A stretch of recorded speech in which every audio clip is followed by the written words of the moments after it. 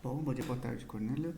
Hoje a gente vai começar a ver uma última maneira de representar sistemas em geral, né, focando aqui nos sistemas lineares invariantes no tempo, mas essa é uma forma de representação que dá para representar todas as outras classificações também, que são as representação por variáveis de estado.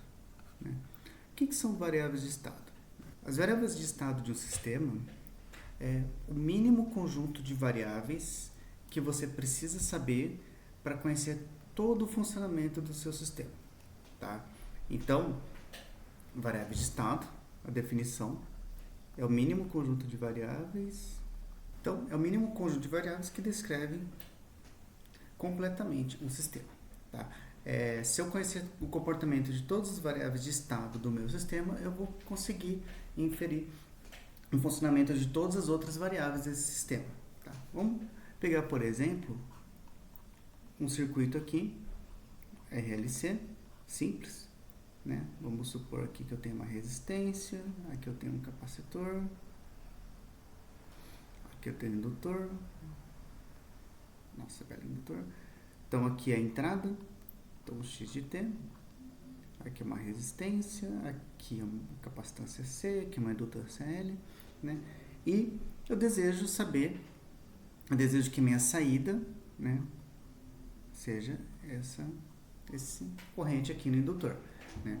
Então, claro, no circuito a entrada é a fonte de tensão, são ou fonte de corrente, né? São as fontes que tem no circuito, e a saída é o que eu quero ler desse circuito, é onde eu coloco meu sensor de tensão ou meu sensor de corrente. Né? Bom, eu tenho várias variáveis associadas aqui nesse sistema, no caso as tensões e correntes em cima de cada um dos componentes. Tá? Como esse aqui é um sistema de segunda ordem, se você fizer a descrição desse sistema por equações diferenciais, equação diferencial de y em relação a x, vai te dar uma equação diferencial de segunda ordem. Como que eu sei isso? Porque eu tenho dois elementos armazenadores de energia, uma capacitância e uma indutância. Cada elemento armazenador contribui para ter uma ordem a mais do seu circuito. Né? Circuitos passivos, pelo menos assim funciona. Então, como é um sistema de ordem 2, né, eu vou precisar de duas variáveis de estado. Né? Então, a ordem de sistema, que a gente até agora, a ordem do sistema, que até agora a gente via pela quantidade de derivadas na saída, a saída que aparecia, né, quando a gente escrevia como uma equação diferencial, ela vai ser igual ao número, né, de variáveis de estado. Quando a gente modelou, por exemplo, massa-mola, que depois a gente pode fazer aqui, ele também dá um sistema de segunda ordem, então ele também teria duas variáveis de estado. Eu vou chamar de V1 de t, V2 de t, etc., né, até Vn de t, as variáveis de estado. Então, eu vou chamar as variáveis de estado de V aqui. Ok? Eu estou usando a mesma notação do livro do Latier, a mesma notação do nosso livro, que descreve a variável de estado como V. Né? A grande maioria das bibliografias, inclusive a gente mesmo, na matéria de não lineares, por exemplo, usa estados como X. Os estados viram... a gente usa a variável X como descrição de variáveis de estados, e entrada a gente acaba usando como U. Né? Para evitar conflito, porque aqui U é degrau unitário, X a gente usa como entrada, eu vou usar essa notação V para variáveis de estado. Tá? Mas depois é só uma mudança de notação aí, beleza? Então vou usar V como variável de estado. Bom, então vamos descrever isso aqui. Né? Eu preciso para... Quais são as variáveis de estado de um sistema? Né? Sabendo, por exemplo, que eu tenho duas variáveis de estado, quais são as variáveis de estado é uma escolha minha. Não tem uma escolha única para essa variável de estado. Eu posso pegar, por exemplo, a corrente aqui e a tensão aqui como variável de estado e fazer a modelagem a partir daí. Okay? Elas só precisam ser linearmente independentes. Ou seja, uma variável de estado não pode ser simplesmente uma combinação linear das anteriores, das outras variáveis de estado. Eu não posso pegar, por exemplo, a tensão e a corrente do próprio resistor, né? Porque você quer a tensão aqui é igual a resistência vezes a corrente. Tensão aqui é igual a resistência vezes a corrente, e quer dizer que as duas variáveis são linearmente dependentes. Né? Essa tensão é escrita como uma constante vezes a corrente. Então, eu só tenho que quando eu for escolher as variáveis de estado de um sistema, eu tenho que tomar cuidado para não pegar variáveis que sejam linearmente independentes. No caso aqui, eu vou pegar como variável de estado, deixa eu fazer aqui, a tensão nesse capacitor e a corrente nesse indutor. É muito comum a gente pegar corrente de capacitor tensão de capacitor com do indutor como variáveis de estado, né? Então vamos lá, vamos fazer as brincadeirinhas aqui, né? Então, vamos fazer a descrição das equações, do que a gente chama de equações de estado, né? Bom, vamos equacionar aqui. Então, eu vou aplicar a lei das correntes aqui. Então, eu sei que essa corrente IR auxiliar, ela vai ser C vezes, vou colocar assim, dVc dt, né? Mais IL, que é a corrente aqui mais a corrente aqui, beleza? E por sua vez IR, né? R vezes IR é igual a X menos C. X menos VC, isso aí, né? Que é a tensão aqui em cima da minha resistência é igual a essa tensão da fonte menos a tensão do capacitor. Então, eu sei que eu vou usar essas, R vezes IR, né? É igual a X menos VC. Então, eu vou usar isso aqui para descrever C vezes D vezes C dt igual a X sobre R menos VC sobre R menos IL, ou seja, isolei o C dVc dt, né? E está aqui uma primeira equação. Tá? Já vou, quando eu deixar umas coisas em evidência, vai ficar mais fácil de enxergar o que exatamente estou fazendo aqui. Tá? Então, achei uma equaçãozinha aqui. A outra equação eu vou fazer além das tensões, ou seja, vou fazer que essa tensão aqui é igual a essa tensão aqui, né? Então, que a segunda equação, né, vai ser que VC é igual a L vezes D e L dt. Então, está aqui a segunda equação descrita aqui. Tá? O que eu estou fazendo? Né? Com essas duas equações, né, eu defini o estado V1 como a tensão naquele capacitor, defini o estado V2 como a corrente lá no indutor, né? Eu estou definindo dessa forma, né? Substituindo essa notação aqui, o que eu tenho? Que dV1 dt, eu vou até colocar dessa forma aqui, V1 ponto é igual a, X sobre RC, estou jogando esse C para baixo, menos V1 sobre RC, menos V2 sobre C. Né? E a segunda equação, eu tenho aqui V2 ponto, que é isso aqui, né? Vai ser igual a vai ser igual a V1 sobre L. Simplesmente assim. Tá? Então, o que eu obtive aqui? Eu obtive duas equações, que é o que a gente chama de equações de dinâmica, né? Como que é a derivada do estado 1 em relação aos estados em entrada e como que é a derivada do estado 2 em relação aos estados em entrada. Né? Então, isso aqui que chama de equação de dinâmica. O que é dinâmica de uma variável qualquer? É como ela se mexe, é como que está o movimento dela. Né? E quando a gente fala de derivada, né, a gente está falando da tendência do movimento. Então, vamos supor que eu sei o valor de x de V1 e V2, eu sei como que está sendo a tendência do meu movimento. Como se minha tensão está subindo, quanto que está subindo, se está descendo, e a mesma coisa do V2. Então, toda vez que a gente fala de dinâmica de sistema, a gente está falando da derivada, da expressão da derivada daquela variável. Né? Até então, a gente estava descrevendo, por exemplo, a dinâmica da saída em relação à entrada, né? Do y em relação a x. Né? Aqui, ao invés de fazer dinâmica do y em relação a x, eu estou fazendo a dinâmica das variáveis de estado em relação às próprias variáveis de estado e da entrada. Tá? E estou deixando de lado um pouquinho a saída. Bom, não vamos deixar de lado a saída não. O que é o y? O y nesse circuito é a própria corrente L. Então, eu também consigo descrever a saída em termos das variáveis de estado. Né? Também consigo descrever o y em termos das variáveis de estado. Tá? Então, essas equações de estado do meu sistema. Ok? Então, conhecendo V1 e V2, conhecendo a tensão no capacitor e a corrente no indutor, eu consigo conhecer todas as outras variáveis internas aqui do meu sistema, do meu circuito. A tensão e corrente do resistor, a corrente aqui do capacitor, a tensão aqui do indutor. Eu consigo conhecer tudo o que está acontecendo aqui a mais. Então, basta eu conhecer essas duas variáveis de estado, que eu conheço completamente o que está acontecendo no meu sistema. Tá? Essa é a sacadinha das variáveis de estado. Deixando aqui, escrevendo de uma outra forma matricial, então vou colocar aqui V1 ponto, V2 ponto, igual a uma matriz que multiplica V1 e V2, mais um vetor que multiplica x e y como uma matriz. No caso aqui que é um vetor, porque é uma saída só, V2, mais alguma coisa aqui que multiplica x. Né? Eu vou reescrever isso aqui dessa forma matricial. Então, o que é V1 ponto? V1 ponto é menos V1 sobre RC, né? Porque vai dar esse cara vezes esse, né? Mais 1 sobre C vezes V2. Então, vai dar esse vezes esse, mais esse vezes esse, né? Mais 1 sobre RC de x. E V2 ponto, nossa, que 2 aqui ficou, né? Ficou pior.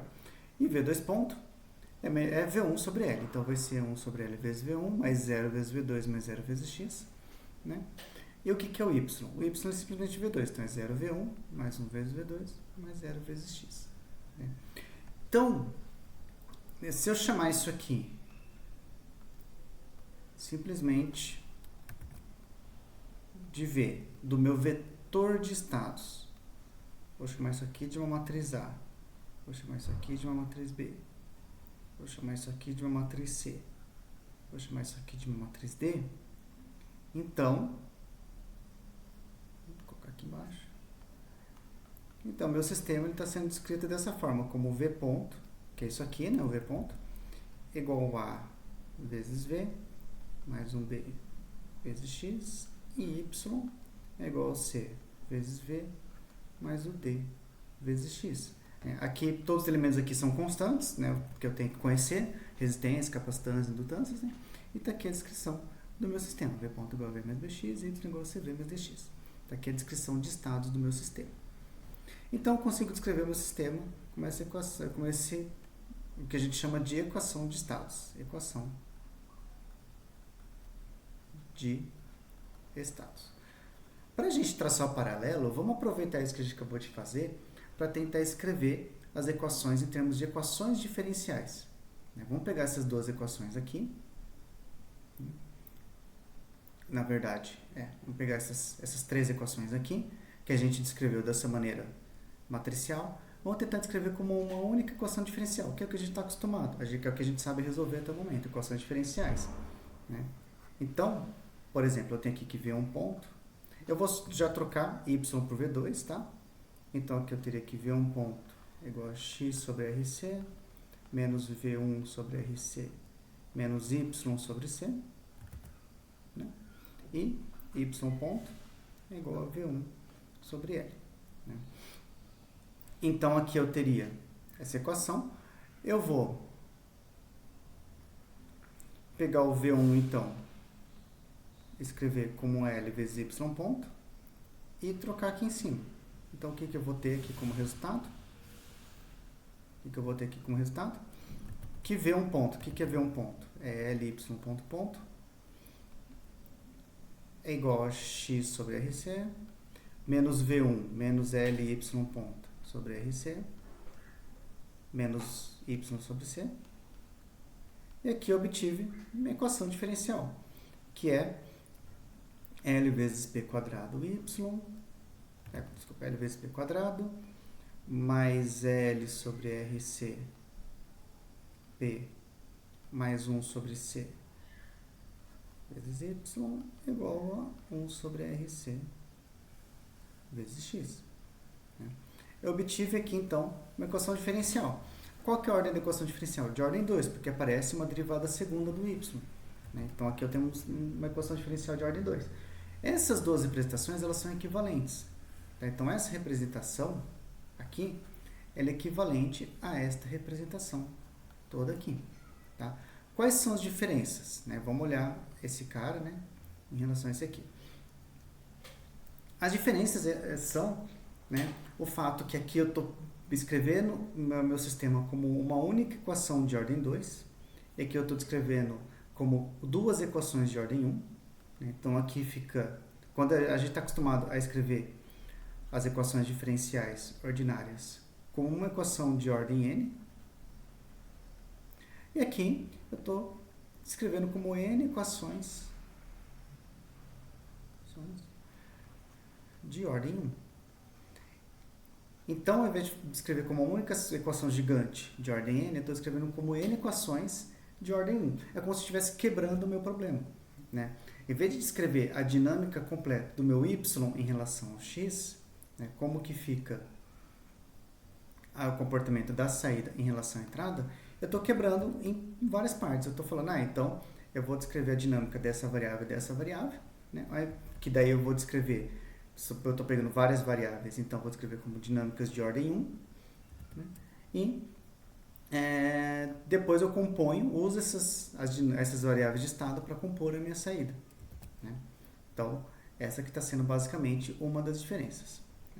A segunda diferença, que é a mais importante quando a gente fala de equações de estado, é que eu estou separando um funcionamento interno do meu sistema e o que eu estou lendo do meu sistema. Aqui, quando eu faço equação de diferencial, eu estou descrevendo como funciona a saída em relação à entrada. Então, dado uma entrada, eu vou obter a saída, que é o que a gente está acostumado a ver. Tipo, dado a entrada, leio a saída, está tudo certo. É a maneira que a gente está acostumado. Aqui, eu estou quebrando em um passo intermediário. Né? Eu estou vendo como que a entrada afeta a dinâmica interna do meu sistema e como que essa dinâmica interna é usada para compor a minha saída. Então, eu quebro minha descrição em duas partes. Como é o funcionamento interno do sistema, aqui independe do que eu estou observando, só que é como o circuito está funcionando, como as variáveis internas estão interagindo entre si. Né? Nesse caso, como que a tensão e a corrente interagem e a entrada, né, interage para formar a dinâmica da tensão do capacitor, né? Como que a tensão do capacitor é usada para compor a corrente. Né?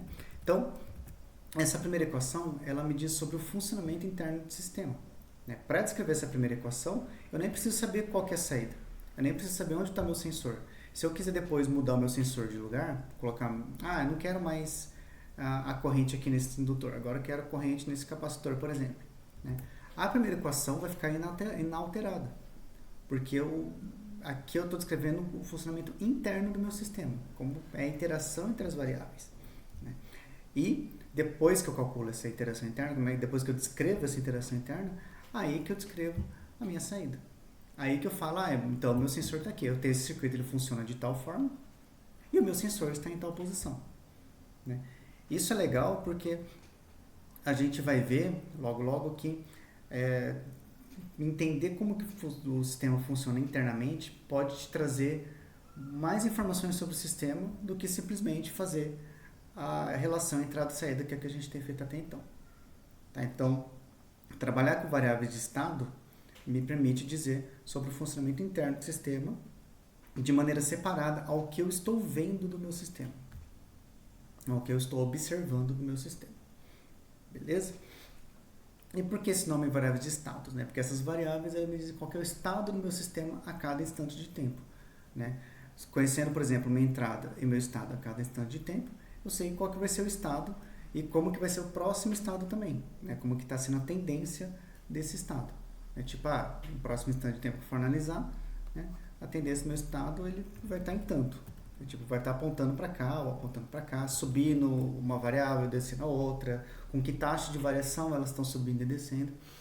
Então, por isso chama variável de estado, porque elas me dizem sobre o estado atual do meu sistema. Ok? Então, em resumo, variáveis de estado é o mínimo conjunto de variáveis que eu preciso conhecer para descrever o meu sistema. Se é um sistema de ordem n, eu vou precisar de n variáveis de estado. O sistema de ordem 15, eu vou precisar de 15 variáveis de estado.